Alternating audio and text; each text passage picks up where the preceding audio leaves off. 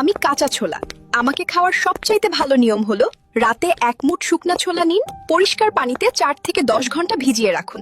সকালে পানি ফেলে ছোলা ভালোভাবে ধুয়ে নিন। কাঁচা ছোলা খাওয়ার প্রধান উপকারিতা হলো শরীরের পেশি শক্ত হবে, দুর্বলতা কমাবে। কাজের বা ব্যায়ামের বেশি চাপ হলে তাদের জন্য বিশেষ উপকারিতা হবে। ভেজানো ছোলা হালকা সেদ্ধ করে নিন, তারপর সালাতের সাথে খান। উপকার: গ্যাস কম হবে, হজম সহজ হবে এবং দুর্বল পেটের জন্য ভালো হবে। সেদ্ধ ছোলায় অল্প তেল ও মশলা দিয়ে ভেজে খান।